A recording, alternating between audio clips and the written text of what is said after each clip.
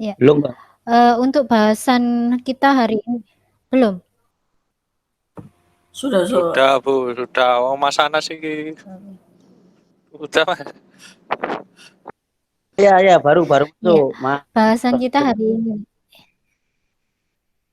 Ya, jarak Surabaya ke Lamongan memang lebih jauh dari Surabaya.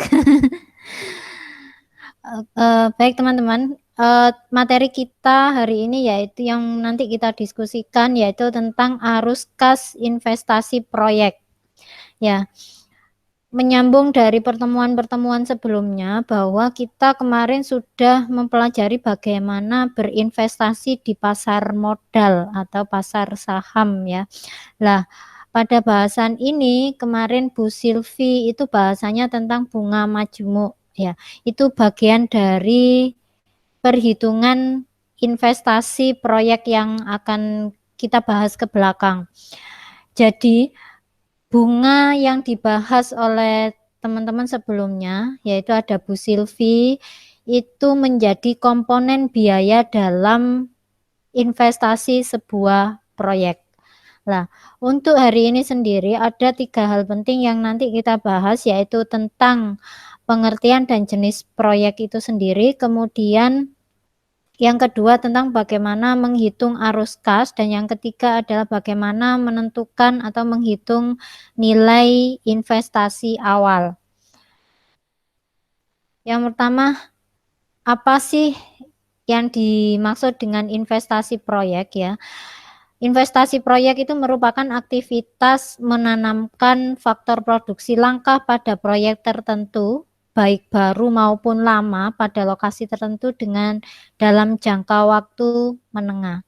Nah, bentuk investasinya bisa berupa dana, bisa kekayaan alam, bisa juga nanti terkait tenaga ahli dan terampil, maupun investasi teknologi. Ya. Kemudian sifat ada jenis-jenis investasi proyek ya. Ada yang saya baca itu ada 7 macam pengelompokan ya. Tapi dalam silabus yang perlu kita ketahui adalah tentang penggolongan jenis investasi proyek menurut sifatnya. Jadi ada yang kalau menurut sifat bisnisnya itu ada proyek jasa, proyek perdagangan, ada juga proyek industri. Kemudian yang kedua, kalau dilihat dari sifat aktivitasnya itu ada proyek mandiri, bersyarat maupun eksklusif ya. Kalau proyek mandiri itu adalah proyek yang dia diterima atau enggaknya itu tidak tergantung pada proyek lain. Kemudian kalau proyek bersyarat itu biasanya kita menghadapi sejumlah syarat untuk bisa memasukkan proyek itu. Kemudian kalau proyek eksklusif itu adalah proyek di mana kalau kita sudah diterima di sebuah proyek ya, maka dengan sendirinya proposal proyek yang selanjutnya itu ditolak. Nah, kemudian yang kedua, bagaimana kita menghitung cash flow proyek. Jadi cash flow proyek itu merupakan perhitungan tentang aliran dana baik masuk maupun keluar. Jadi saat menghitung cash flow itu yang kita perlukan adalah pengumpulan data tentang prediksi penerimaan maupun pengeluaran. Apa pentingnya menghitung cash flow ya? Itu jadi yang kita lakukan sekarang menghitung cash flow itu adalah sebagai dasar nanti menghitung kelayakan proyek, yaitu kelayakan finansialnya. Ini akan dibahas oleh teman kita selanjutnya. Kemudian mengoptimalkan sumber pendanaan. Jadi dengan adanya pembuatan cash flow kita akan tahu ya kapan kita harus mengambil dana eksternal ya, terutama dana eksternal itu terkait dengan utang, pembiayaan dengan utang. Jadi kalau memang tahun ini belum diperlukan, maka berdasarkan cash flow ya, dana itu tahun ini misalnya belum diperlukan, maka tidak perlu mengambil kredit terlebih dahulu. Jadi sumber pendanaannya bisa dioptimalkan. Kemudian dengan adanya cash flow, kita juga bisa menentukan target penyelesaian proyek maupun target target penerimaan dari proyek itu sendiri. Nah, ketika kita menghitung cash flow investasi proyek, maka ada komponen cash flow yang harus kita identifikasi, yaitu yang pertama dari sisi pengeluaran, kemudian dari yang kedua tentang dari sisi penerimaan. Kenapa di sini pengeluarannya saya ini kan lebih dulu ya, karena kita berbicara proyek, di mana nanti proyek itu nanti pada akhirnya kita memerlukan sebuah inisial cash flow atau cash flow awal yang dia berupa pengeluaran yang harus didanai meskipun kita belum menerima suatu sumber penerimaan proyek. Nah, beberapa pengeluaran yang kita keluarkan yaitu ada first cost dari aset, kemudian ada engineering design cost, kemudian ada operating cost, kemudian ada biaya perawatan, bunga pinjaman, ini yang sudah dibahas ya. Jadi bunga pinjaman ini merupakan komponen penting yang harus diperhitungkan dalam cash flow investasi proyek. Makanya kita kemarin belajar tentang bagaimana menghitung bunga majemuk dan lain-lain. Kemudian ada biaya perbaikan ya. Kemudian yang terakhir ada pajak penghasilan. Itu komponen-komponen pengeluaran yang perlu diidentifikasi dalam sebuah investasi proyek. Kemudian dari penerimaan ya, nanti kita bisa yang harus kita prediksi yaitu tentang pendapatan. Tentunya ini tergantung pada jenis proyek. Kalau kita pengembangan hotel misalnya berarti nanti dari sewa kamar hotel dan lain-lain. Kemudian kalau dari apartemen gitu ya, maka sumber penerimaannya dari mana? Dari penjualan unit, dari penjualan misalnya sewa gedung pertemuan dan seterusnya. Itu adalah dari sisi pendapatan. Terus kita juga perlu mengidentifikasi penerimaan dari sebuah penghematan operasional cost-nya. Kemudian ada penghematan dari pajak penghasilan sampai dengan facility cost-nya. Nah, cash flow yang dibuat itu dikelompokkan menjadi initial cash flow, kemudian operating cash flow, sama yang terakhir ada terminal cash flow. Initial cash flow itu adalah cash flow pada saat awal pelaksanaan proyek. Biasanya initial cash flow itu masih berupa pengeluaran, belum ada penerimaan.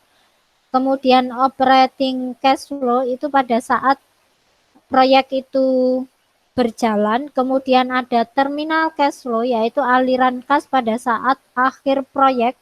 Misalnya penjualan alat-alat yang sudah tidak terpakai atau residu dari sebuah proyek itu masuknya di terminal cash flow.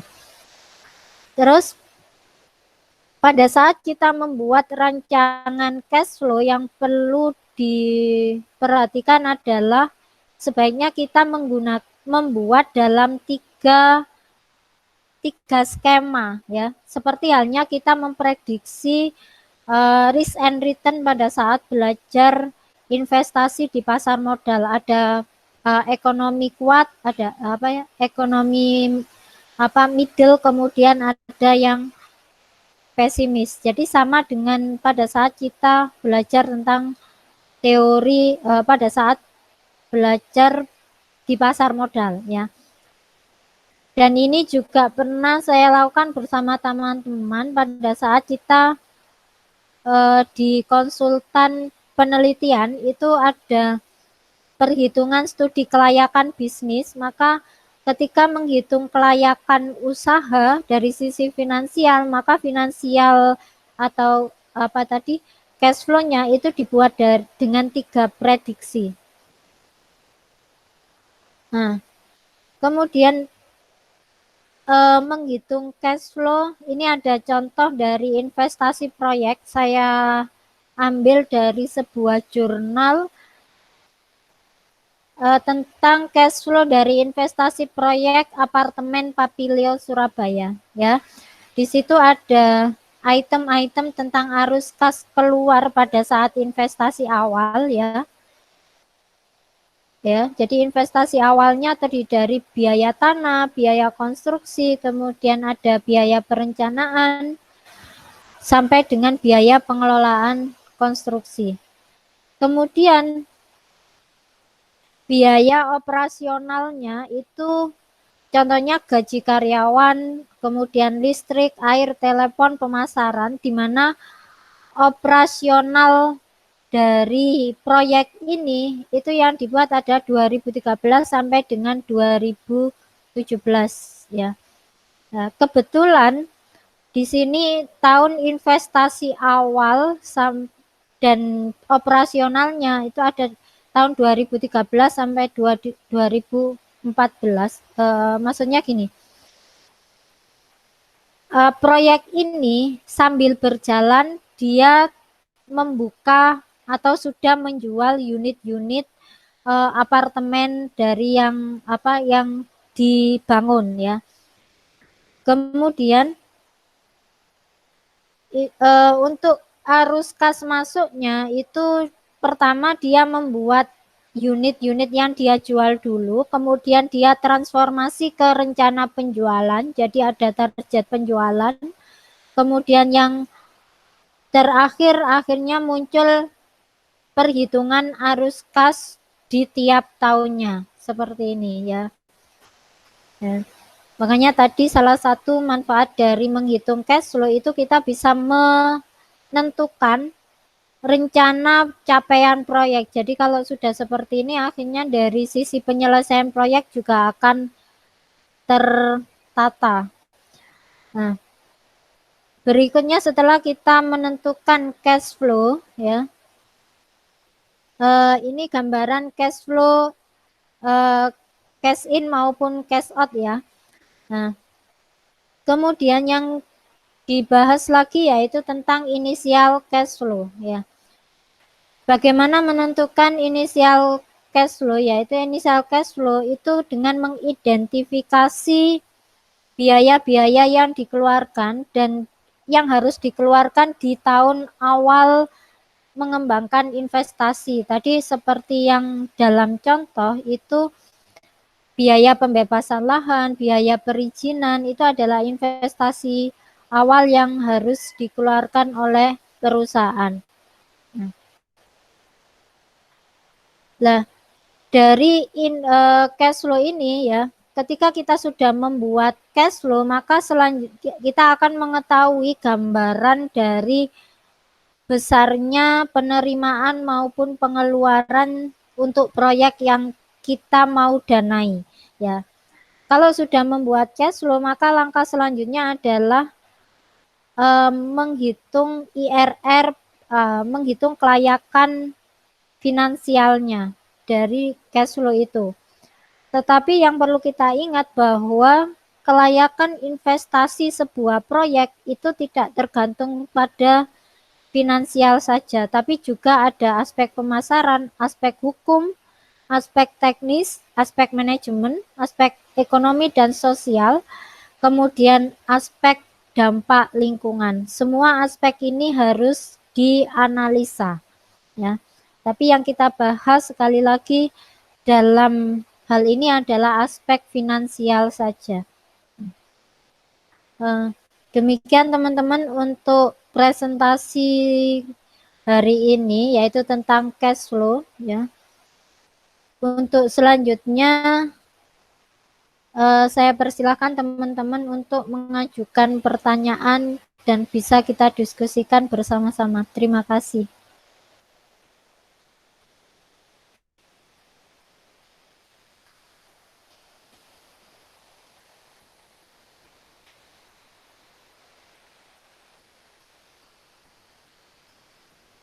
Ya, Mas Reza,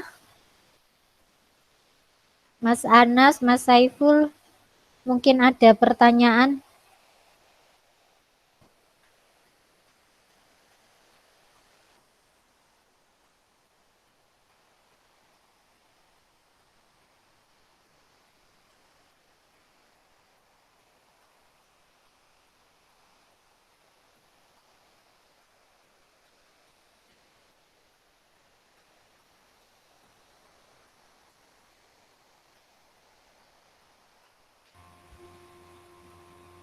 Ya, izin masuk, Pak.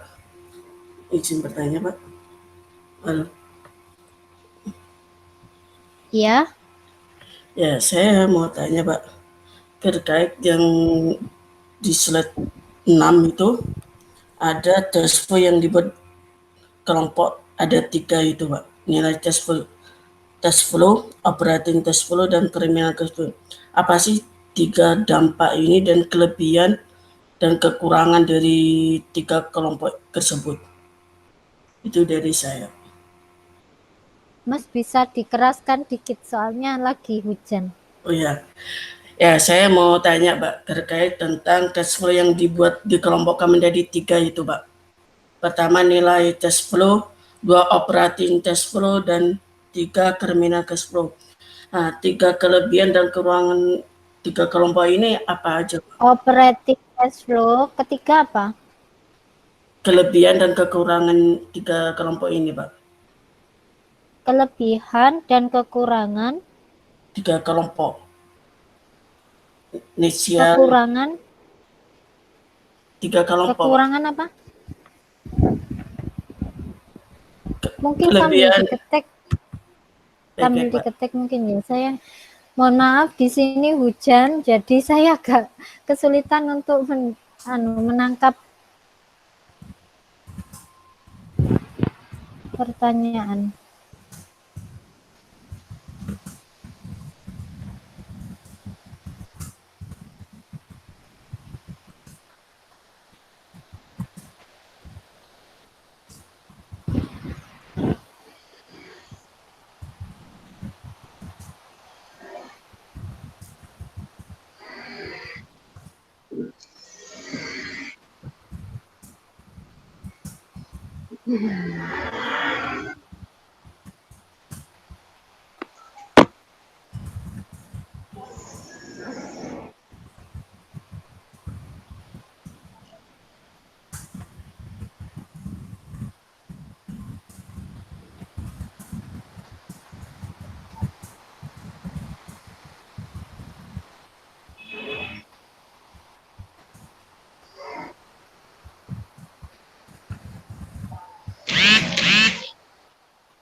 Itu, Pak, sudah saya ketik, Pak. Ya.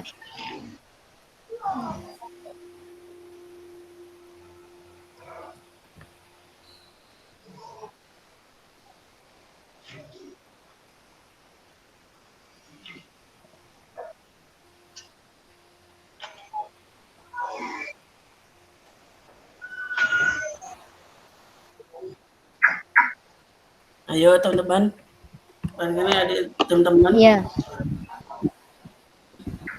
Oke, ini pertanyaannya Mas Saiful. Yang lain teman-teman, Mas Reza, Mas Anas, Mbak Sylvia.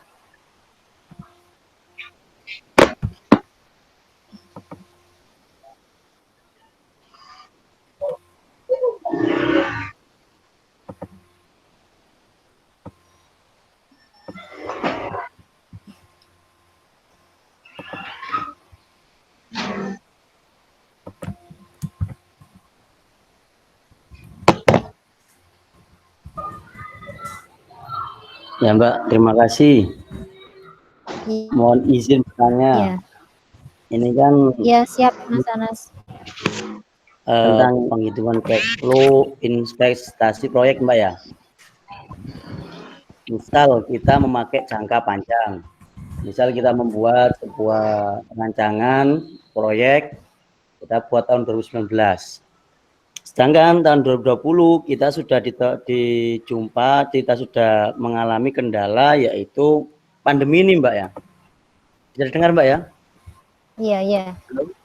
Nah, iya. Ketika kita sudah membuat cash flow-nya tadi tahun 2020 ini tidak sesuai dengan rancangan kita, maka sebagai investor atau pengelola lah, langkah apa yang akan kita lakukan? Rancangan yang sudah sesuai investasi tadi dihadapkan dengan ada pandemi ini yang kan belum ada prediksi toh Mbak. Iya, nah, iya. Untuk menyelamatkan proyek kita ini, langkah apa yang kita lakukan Mbak? Iya, iya.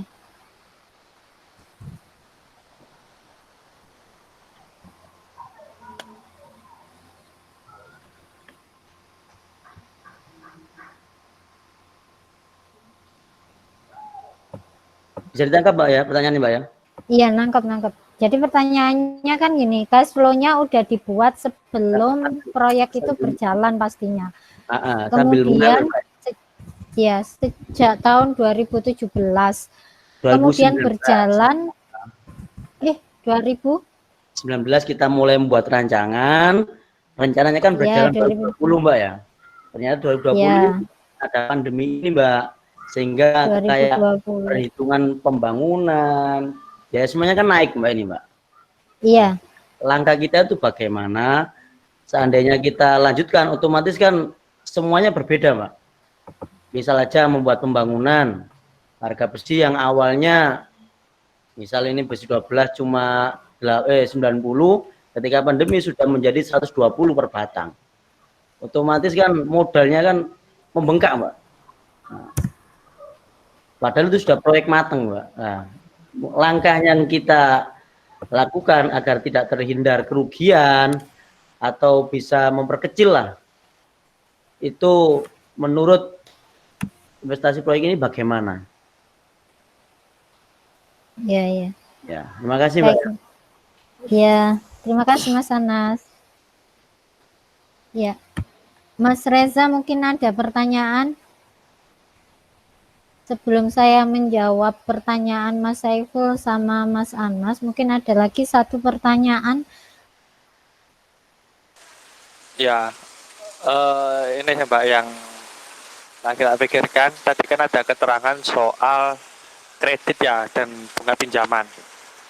Berarti dengan ketika mau adanya sebuah proyek, berarti pencarian dana biasanya rata-rata harus pinjam bank gitu lah Mbak itu. Iya. Halo ya, dengar Mbak ya suara saya? Iya. Ya, kan dari ini tadi kan menjelaskan bahwa ada kredit dan bunga pinjaman yang tidak boleh disepelekan. Jadi harus dipikirkan terkait bunga pinjaman. Berarti mayoritas ketika tidak adanya sebuah proyek, lah ini untuk pendanaan proyek itu berjalan berarti harus pinjam bank gitu ya. Kalau ada kayak bunga pinjaman dan sebagainya. Iya. Nah, menurut pertanyaan saya, menurut Beni sendiri, ini terkait sama ketika di pasar modal, sesuai mata kuliah kita ya. Perusahaan ketika tidak mengadakan proyek itu, tertolong dengan adanya pasar modal, karena kan tidak harus gampang. Nah, biasanya itu dapat dana dari investor itu dengan menjualkan sebagian sahamnya ke masyarakat gitu loh, supaya dapat suntikan dana. Jadi tanpa harus adanya kredit tadi dan bunga pinjaman. Nah, menurut Beni sendiri, ketika ada cara seperti itu, tapi itu kan hanya berlaku jika perusahaan-perusahaan yang TBK, yang terbuka, yang melantai di pasar bursa. Jikalau untuk perusahaan-perusahaan yang belum melantai di pasar bursa, selain untuk biar ada kredit dan bunga pinjaman supaya beban dan seperti tadi kan bebannya banyak, beban pegawai, gaji, listrik dan sebagainya. Kalau ketambahan bunga kan istilahnya membengkak gitu ya. Lah untuk menghindari itu gimana gitu loh menurut Beni caranya gitu loh. Untuk menghindari supaya tidak harus pinjam bank, terus tidak ada bunga gitu. Jikalau satu tadi kan untuk yang perusahaan yang TBK ya. Kalau yang enggak gitu loh, yang belum melantai bursa itu gimana? Itu sih, Bu Eni. Terima kasih. Iya. Ya, terima kasih. Teman-teman, nanti saya jawabnya sesuai ini saya, kemampuan saya. Nanti mungkin teman-teman yang sudah berpengalaman menambahi, monggo silakan dengan senang hati. Karena saya sendiri untuk hal-hal besar seperti ini belum ya. Baik, yang pertama untuk Mas Saiful Hidayat ya, apa saja kelebihan dari kekurangan 3 kelompok cash flow? Ada inisial cash flow, bukan nilai cash flow, kemudian operating cash flow, kemudian ada terminal cash flow. Ini sebenarnya bukan teknik atau metode yang di dalamnya mengandung kelebihan dan kekurangan. Tetapi ini adalah merupakan pengelompokan arus kas yang kita buat itu sebenarnya dikelompokkan menjadi 3. Jadi kalau kita mau buat cash flow itu dikelompokkan menjadi 3. Satu adalah tentang inisial cash flow, yaitu aliran kas yang diperlukan yang biasa diperlukan pada saat proyek itu awal berdiri atau awal dikerjakan, dan biasanya untuk inisial cash flow itu isinya adalah aliran outflow, jadi aliran keluar, jadi belum ada pemasukan tapi dia sudah harus membiayai proyeknya. Tadi kalau di dalam contoh itu biaya pembebasan lahan, biaya perizinan itu kan merupakan salah satu dari inisial cash flow yang harus dikeluarkan oleh investor. Ya. Kemudian operating cash flow itu adalah cash flow yang diperlukan untuk operasional proyeknya. Jadi kalau tadi operasional apartemen, maka biaya pemeliharaan apartemen, kemudian biaya promosi untuk penjualan apartemen, kemudian ada biaya karyawan, itu merupakan operating cash flow. Kemudian ada terminal cash flow, ya. Ketika proyek itu sudah tidak berjalan, mungkin ada alat-alat yang dapat dijual kemudian sehingga ada nilai residu dari yang kita jual tadi. Contohnya kalau peralatan sudah tidak digunakan itu kan masih bisa dijual rongsokannya ya, kemudian ada nilai residunya, dan itu termasuk dalam terminal cash flow. Jadi sekali lagi Mas Saiful, ini bukan tentang teknik atau metode yang di dalamnya mengandung kelebihan dan kekurangan, tapi ini bagaimana cara kita mengelompokkan aliran kas dalam sebuah proyek dibagi menjadi 3, yaitu ada inisial, operating, sama terminal. Dari pengelompokan itu kita bisa mengidentifikasi lebih rinci. Oh, kalau inisial cash flow-nya proyek ini terdiri dari ini. Jadi pastinya perhitungan komponen-komponen inisial cash flow maupun operating cash flow itu detail dan rinci biasanya. Jadi kalau dari yang saya ketahui dari teman-teman saya membuat project prospektus ya, itu mereka detail. Jadi peralatan yang diperlukan untuk membangun sebuah proyek itu apa saja, kemudian misalnya kalau perlu besi ya ditulis besi, berapa banyak dan seterusnya itu ada. Nah, yang saya sajikan tadi itu hanya secara umum. Tentunya di belakang itu ada buram yang harus disusun. Nah, kemudian itu Mas Saiful, gimana untuk jawaban saya? Apakah kurang jelas? Ya, terima kasih Mbak, jelas. Oke.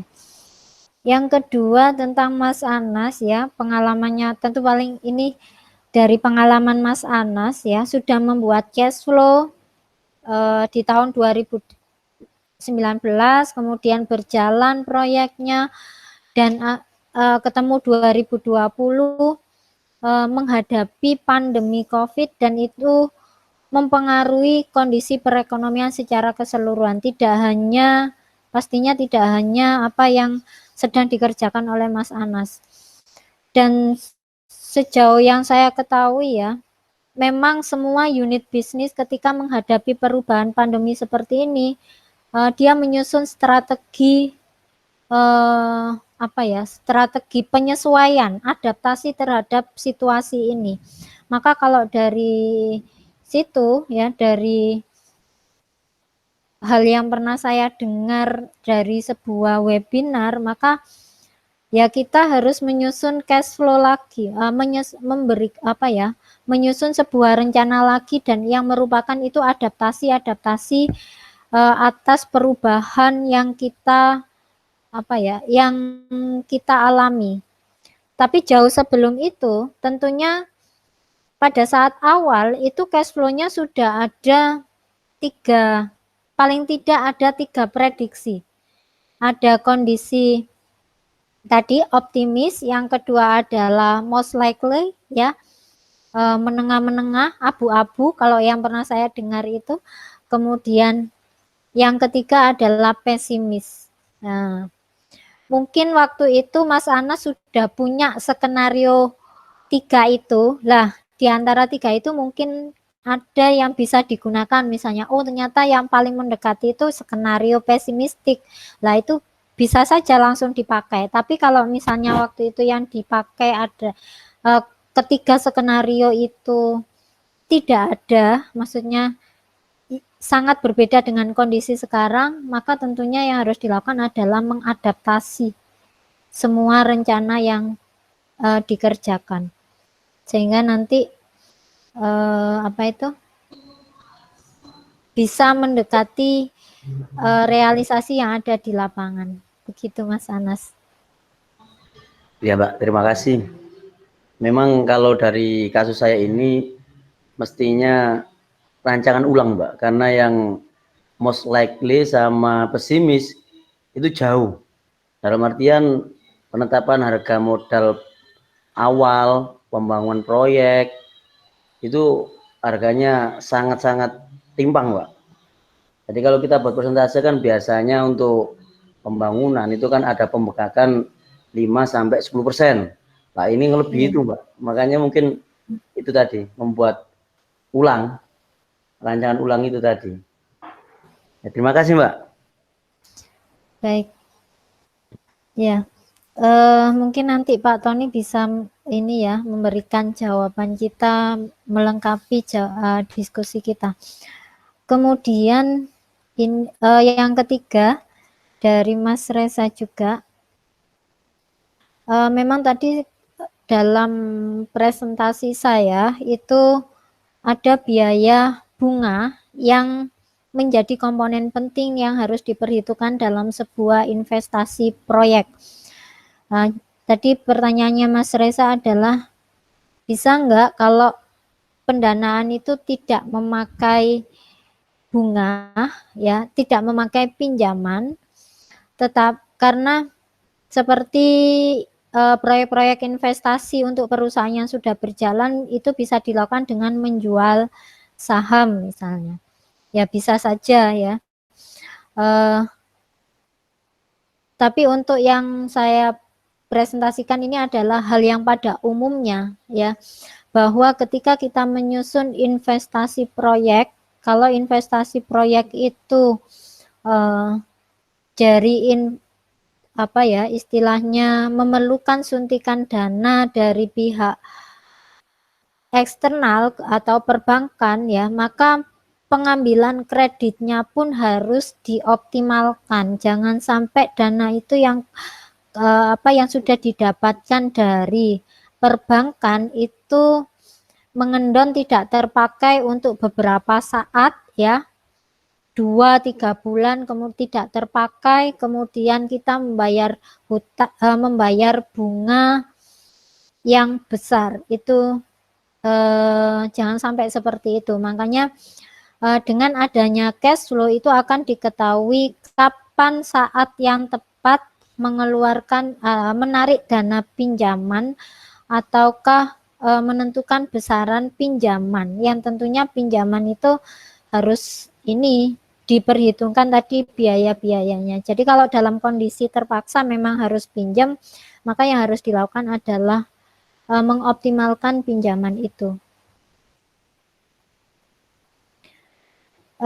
Mungkin seperti itu Mas Reza. Jadi bisa jadi sekali lagi kita tidak perlu memerlukan pinjaman ya, tadi dengan menjual saham, misalnya mengeluarkan saham untuk pendanaan proyek selanjutnya. Tapi bisa jadi tapi itu tidak semua perusahaan bisa melakukan itu, dan ketika perusahaan tidak bisa melakukan itu, maka yang harus dilakukan adalah tadi benar-benar menghitung berapa besaran bunga, mengoptimalkan pinjaman, menyusun cash flow dengan baik. Nah, itu caranya. Gimana Mas Reza? Bingung ya? Enggak, Benny, saya bisa nangkap kok. Saya juga berpikirnya gitu. Kalau enggak melantai bursa perusahaannya enggak terbuka, ya apa ya, bingung kalau cari arus dana tanpa harus meminjam. Jadi ya solusinya mungkin memang harus meminjam di bank, tapi dengan mengoptimalkan cash flow-nya tadi. Supaya ya istilahnya bayarnya tepat waktu, tidak membengkak, dan lain sebagainya gitu. Baik, terima kasih Bu Eni penjelasannya. Ya. Terima kasih teman-teman untuk pertanyaannya. Mohon maaf jika ada kekurangan, mungkin nanti Pak Tony yang akan memberikan tambahan. Demikian Pak Tony untuk presentasi dari saya. Mungkin ada tambahan dari Pak Tony. Monggo Pak.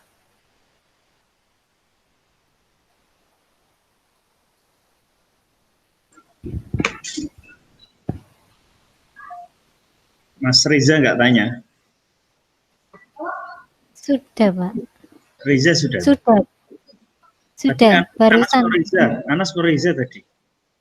Oh, Mas Anas yang kedua tadi tanya tentang cash flow yang sudah dibuat. Dua-duanya tanya, Pak.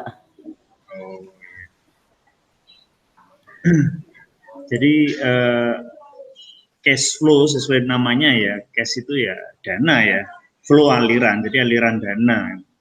Jadi aliran dana itu ada masuk, ada keluar. Nah, di situ sebenarnya tadi sudah dijelaskan oleh Mbak Eni ya. Di situ ada initial cash flow, kemudian operating cash flow, terminal cash flow. Jadi intinya kalau inisial itu ya terkait dengan pembiayaan di awal, operasional terkait dengan aktivitas ketika melakukan kegiatan itu.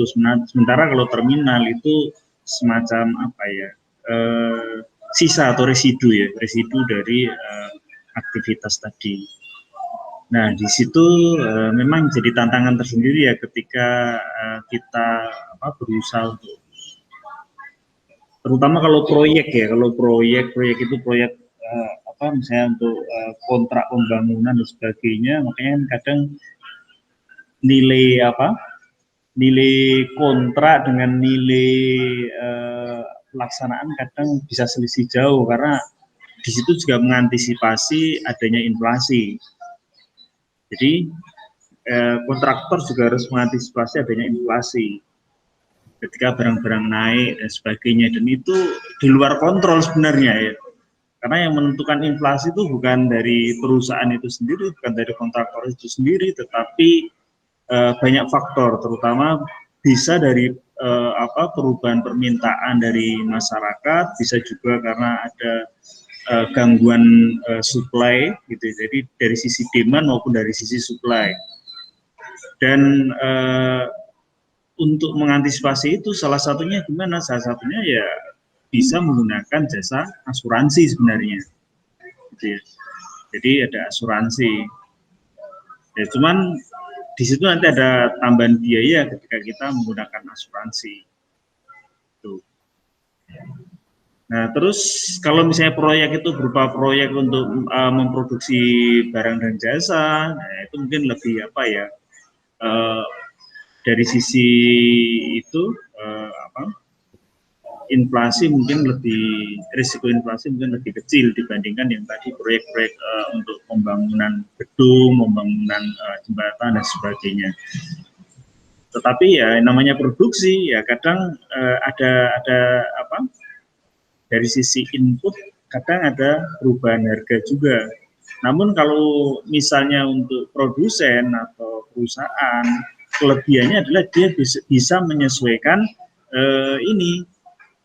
harga dari output gitu ya. Ketika input naik, maka dia bisa menyesuaikan harga output itu. Sehingga dampaknya ya nggak begitu besar, yang ya paling lebih ke nilai penjualan yang bisa jadi menurun karena harganya naik. Tetapi ketika proyeknya itu adalah proyek terutama teknik terkait dengan kontraktor tadi ya mungkin itu akan lebih kompleks lagi gitu ya. Makanya salah satu antisipasinya bisa menggunakan asuransi tadi gitu ya. Itu kalau mau lebih berhati-hati.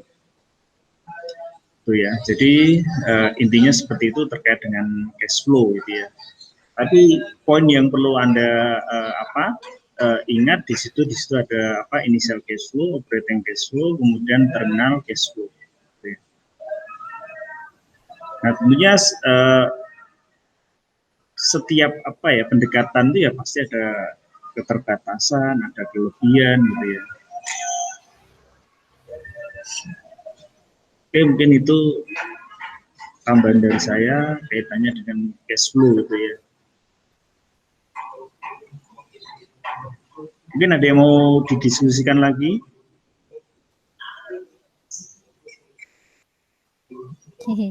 Mas Anas, jadi kalau ini ya, mohon maaf Pak, tadi dari tambahan Pak Tony yang bisa kita tangkap Mas Anas, mungkin ini jadi pengalaman nanti kalau mau adakan proyek pembangunan ya, bisa dialokasikan tentang asuransi tadi.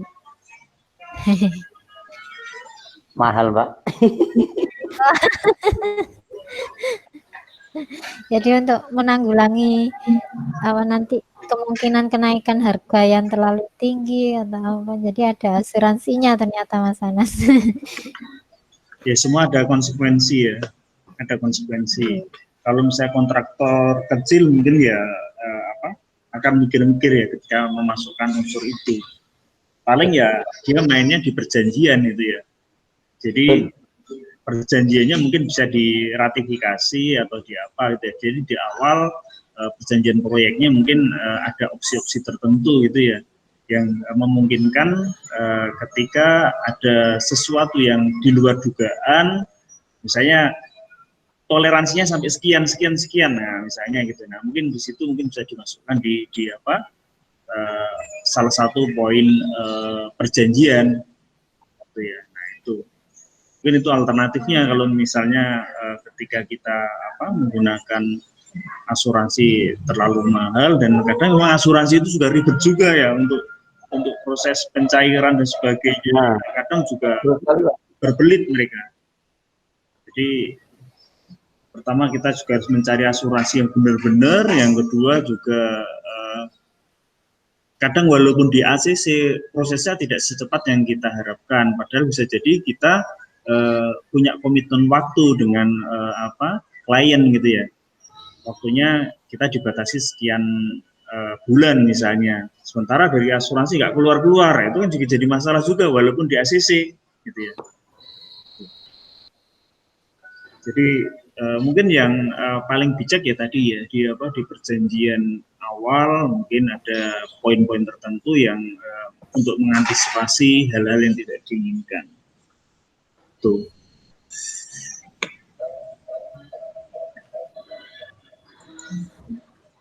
Kabar market ini gimana? Reza, gimana kabar market hari ini? Kabar market hari ini kemarin sih hijau Pak ya. Ini nih. Kemarin Senin hijau. Ini banyak, iya. Kemarin hijau, hari ini di awal hijau, sekarang merah. Iya. Ini sih karena mantau beberapa yang menurut teknikalnya sih masih bisa terus menguat, masih hold Bapak, walaupun sudah cuan sih. Saya masih terus tahan. Itu sampai ada muncul mungkin ya candle baru yang mengindikasikan bearish baru. Tapi yang penting masih dalam cuan gitu. Nah kemarin saya sempat mengikuti seminarnya dari Lo Keh Hong. Jadi orang investor bagus itu Pak di Indonesia ya, itu kan istilahnya Warren Buffett-nya Indonesia. Ya. Nah ternyata dia sendiri tidak memanfaatkan teori yang jangan menaruh telurmu di dalam satu keranjang. Dalam satu keranjang. Nah, kalau kita kan prinsipnya gitu ya, kadang kita mengikuti teori bahwasanya untuk menghindari risiko kita perlu diversifikasi aset itu ya.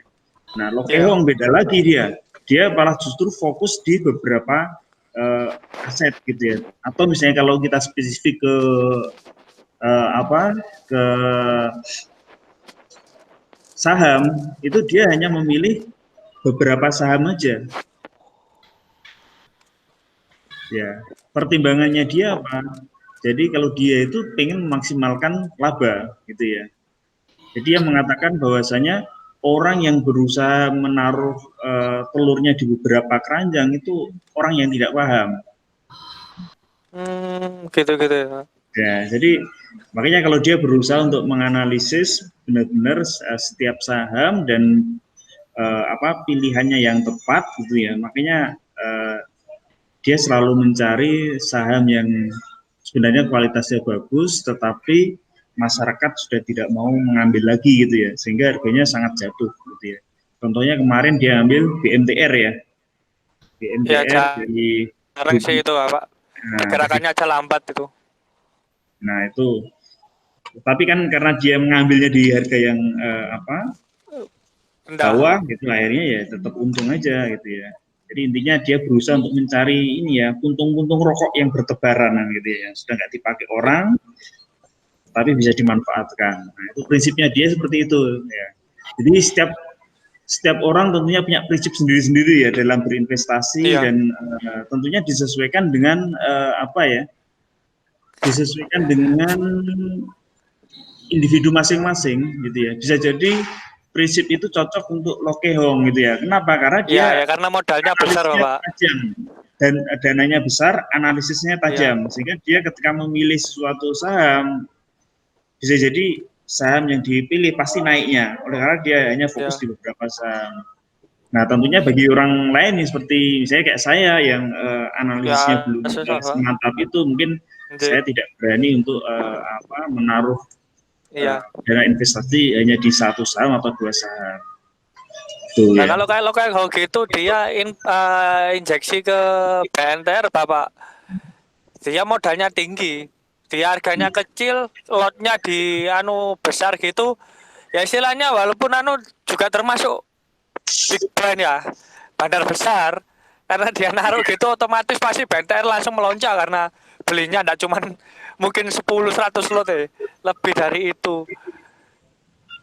Walaupun tidak diminati, begitu dia injek di situ otomatis BNTR langsung diikuti naik. Ya? Iya. Lakunya beberapa lot gitu. Jangankan dia beli ya, dia foto di depan pabrik, kemudian itu aja udah langsung naik. Itu sudah jadi kayak fundamental, itu sudah news yang bisa mempengaruhi perusahaannya. Jadi fenomena di Indonesia itu seperti itu ya. Jadi Lokehong misalnya foto di depannya pabrik uniter traktor atau di proyeknya dia gitu, udah langsung besok harga sahamnya langsung naik. Tidak hanya itu, kemarin anaknya Presiden tuh Kaisang Pangarep kan gitu ya, dia juga mengatakan terkait dengan saham Pegas gitu ya. Ternyata ya Pegas naik beneran, sehingga sebenarnya dari situ kita bisa menyimpulkan bahwasanya pasar di Indonesia itu sangat dipengaruhi oleh sentimen-sentimen atau isu-isu gitu ya. Itu Yusuf Mansur bilang, ayo borong Garuda, itu langsung naik.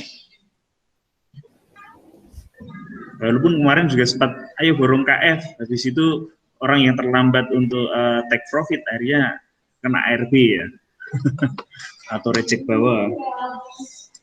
Jadi berarti itu Bapak kalau ARB. Itu fenomena di Indonesia seperti itu ya. Makanya ya termasuk dalam menganalisis saham sendiri ada juga yang sangat getol terhadap FA, fundamental analisis, ada juga yang hanya fokus ke teknikal gitu ya. Karena ada juga yang berprinsip seperti ini. Jadi buat apa kita menganalisis terlalu dalam fundamental gitu ya. Sementara kita nggak bisa cari momentum kapan beli gitu ya. Ketika kita nggak bisa cari momentum kapan beli, ya otomatis kita beli dalam posisi harga yang mahal. Nah itu. Tapi kalau menurut saya ya kita nggak usah mempertentangkan antara fundamental, terus teknika, terus sekarang lagi ada bandarmologi, itu nggak usah ya. Kita berusaha manfaatkan semua aja gitu ya. Paling tidak kalau fundamental ya kita melihat bahwasanya saham yang kita analisis itu atau yang akan kita beli itu kondisinya baik-baik saja gitu ya. Karena kalau saya sih orientasinya agak jangka panjang ya, walaupun kadang juga terseret untuk melakukan swing trading gitu ya. Nah, terus teknikal ya sangat penting untuk menentukan kapan beli, kapan jual. Kalau tanpa teknikal, misalnya sekarang kan saham IJBB, INDF kan turun banget itu ya. Padahal kalau dari kinerja dia itu bagus. Ketika kondisi krisis finansial, maka salah satu perusahaan yang pendapatannya naik itu ya dari IJBB itu tadi, gitu ya. Produsen Indomie itu tetap aja walaupun krisis ya justru banyak digunakan untuk pemberian bantuan sembako, gitu ya. Tetapi kenapa kok sekarang harganya turun? Ya tadi lagi sentimen lagi, gitu ya. Sentimen terus habis gitu asing juga mempengaruhi ya. Jadi ada capital outflow dari luar gitu ya, nanti bisa mempengaruhi harga. Jadi sentimen kenapa kok sekarang justru yang kemarin saham-saham ambruk justru naik tajam, kemudian yang pendapatannya naik, misalnya kayak IJBB justru turun, itu adalah ketika perusahaannya itu baik-baik saja, berarti kan potensi kenaikan di 2021 itu kecil. Tetapi ketika saham itu kemarin ambruk, berarti persentase kenaikan di 2021 itu kemungkinan besar. Nah, itu ada beberapa pendapat seperti itu ya, walaupun sebenarnya berisiko juga ya. Berisiko juga. Di situ itu berbagai hal terkait isu-isu terkini, terkait dengan kondisi market gitu ya. Ya kalau blue chip sih berani tembak aja Bapak, ketika harga rendah, ketika NDF harus terjun. Justru menurut saya itu malah waktunya buy. Karena dia lagi direndah. Kalau yang di situ tadi itu bumi, lah tidak berani saya. Kalau yang DF gitu aja kena karena dia percaya bahwa akan rebound harganya itu, karena fundamentalnya sendiri dia sudah kuat. Kalaupun kena sentimen, pengaruhnya mungkin turun, tapi tidak begitu lama pasti akan kembali gitu. Terus sih kalau bumi gitu, waduh.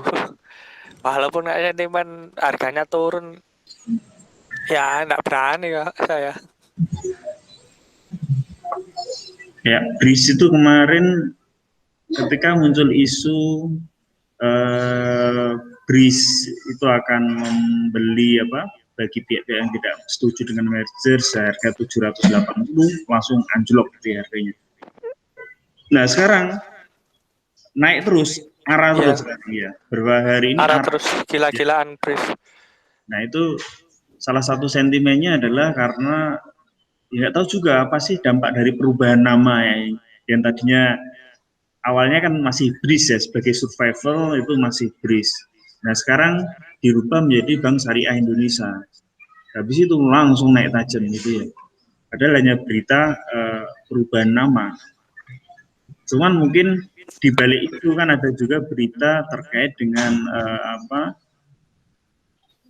komitmen dari pemerintah supaya Bank Syariah yang baru itu nanti akan menjadi buku 4 gitu ya. Nah, itulah yang mungkin yang menurut saya yang sangat berdampak pada kenaikan harga BRIS saat ini. Cuman kadang saya sendiri juga takut gitu ya ketika akan mengambil saham yang arah beberapa kali itu ya, karena itu sangat rawan adanya take profit. Iya, saya aja enggak input BRIS sama sekali ya, tahu arah terus gitu. Walaupun ya kan psikologisnya itu kepengen gitu loh. Kenaikannya bisa beberapa persen gitu. Nah, tapi enggak berani input karena itu tadi. Lah kalau bandarnya sendiri di sana open sell semua. Waduh. Saya telat momentum masuknya, bahaya sekali. Nah, saya kemarin dipameri mahasiswa saya di Unhas gitu ya, Universitas Hasyim Asy'ari itu ada yang untung 150%, untung 50%, khusus BRIS itu. Jadi luar biasa itu ya. Nah itu kayak Loh Keng Hong itu dia tuh nggak mau pakai investasi di consumer good ya. Dia lebih ke di luar consumer good, jadi semacam komoditi itu ya. Kenapa? Karena kalau consumer good itu memang pergerakannya lambat gitu ya. Tapi dari sisi stabilnya ya karena lambat ya berarti lebih stabil gitu ya. Lambat itu lebih stabil. Ya Bapak, karena produknya juga sering selalu dipakai kan. Tapi kalau komoditi apalagi kayak misal kayak Ali gitu, kelapa sawit, nah itu kan lama karena nunggu kayak hasil panen gitu. Tapi ketika sudah bergerak, pergerakannya itu luar biasa. Kalau consumer good lebih ya itu memang lama tapi kan stabil. Istilahnya kalau orang kepengen safety biasanya sih ngambilnya itu untuk investasi jangka panjang. Consumer good. Tapi kalau untuk teman-teman yang pengen punya pengalaman gitu ya terkait dengan transaksi di pasar modal gitu ya, kalau saya Anda tertarik untuk ke komoditi, kalau komoditi memang dari sisi keuntungan kalau mau untung ya lebih cepat gitu ya, tapi kalau mau rugi juga bisa lebih cepat juga gitu ya. Tapi paling Ya, tidak, return Bapak. tapi paling tidak gini ya, Anda bisa mengamati harga komoditi secara internasional ya, karena kita itu kan negara kecil ya, negara kecil sehingga komoditi internasional itu sangat berdampak ke harga saham di Indonesia. Misalnya ketika Eropa kemarin itu sempat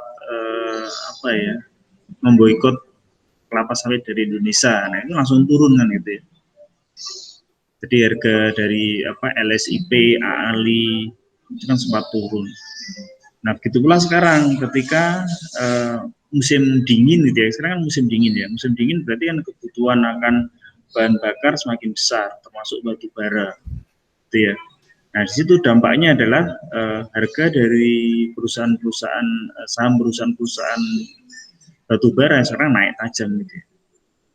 Misalnya kayak PTBA, kemudian ITMG, ya, Antam. Nah Antam itu sekarang naiknya itu karena faktor ini juga sih ya, dari nikel juga ya, sentimen nikel juga.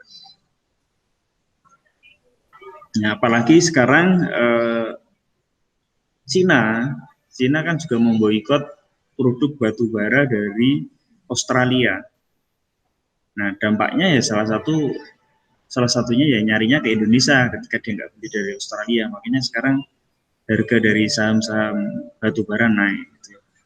Nah, di situ ya, jadi ketika kita ingin membeli saham, kita perlu melihat analisis secara internasional dulu, habis itu makro. Jadi dari makro baik secara internasional, kemudian nasional, terus kemudian kita lihat secara sentimen dari sektoral dari saham yang kita beli, baru ke sahamnya gitu ya. Nah itu, jadi kita bisa pakai piramida ya, kayak sistem piramida itu.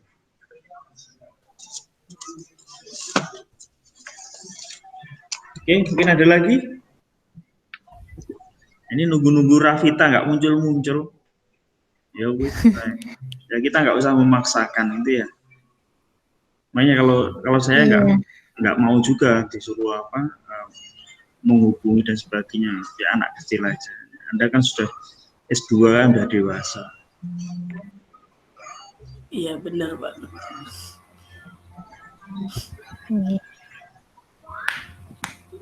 Ada lagi apa enggak?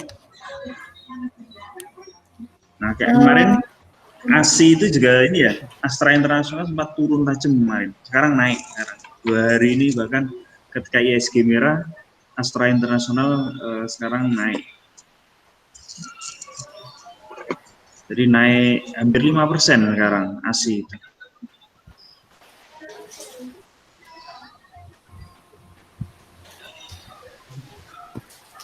Telkom juga masih naik, Telkom 4%. Nah, padahal kemarin Telkom itu merupakan saham paling paling lambat, gitu. Yang lainnya sudah jungkir balik, Telkom masih adem-adem, bahkan cenderung turun, gitu ya.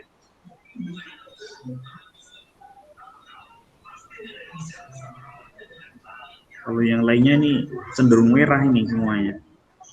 Oh, Indomobil. Teman-teman harus segera praktek Pak ini biar bisa tahu prosesnya Bu Eni, Mas Anas, Mas Saiful untuk di saham. Indomobil itu 9% ya, 9,5% kenaikannya hari ini. Jadi kalau kita membandingkan yang gini ya, ketika Anda buka deposito gitu ya, deposito paling setahun tuh dapat berapa sih gitu ya. Sekarang paling 5%, 6% ya gitu ya. Ya, sekitar segitu. 6%. Nah, kalau saham bisa jadi Anda sehari seminggu itu bisa dapat 5% gitu ya. Nah, kalau beruntung lo ya. Kalau rugi ambrul. Ya Makanya, investasi dulu Pak kalau teman-teman karena kan belum sampai ke trading gitu. Jadi ya, daripada didepositokan mending diinvestasikan ke saham. nah mungkin Sebagian. ini ya, kalau selama Anda pilih yang saham yang fundamentalnya bagus, ya insya Allah, kalaupun Anda rugi, dibiarkan aja nanti akan balik harganya. Sendiri itu loh. Nah, makanya supaya Anda nggak takut ya, mungkin mulai dari modal kecil gitu ya, 100.000 dulu, 200.000 gitu ya. 100.000 itu bisa beli Pakuwon sudah. Iya. Garuda Indonesia itu.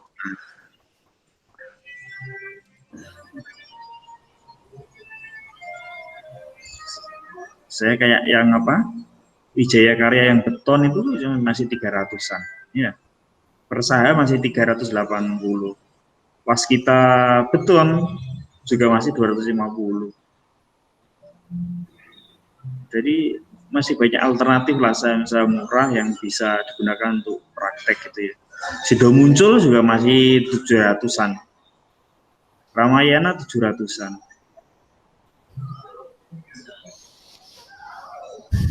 Saya tuh kemarin beli Ramayana sama LPPF gitu ya. Jadi biasanya Ramayana sama LPPF secara historis itu kan ketika bulan-bulan Desember ini selalu naik ya. Karena ada tambahan permintaan karena adanya tahun baru, adanya Natal gitu ya.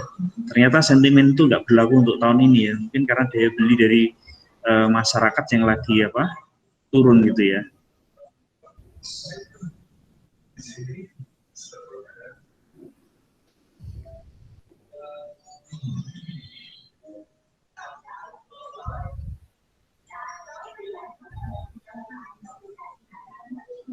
Oke, ada lagi? Nggak ada, tutup aja.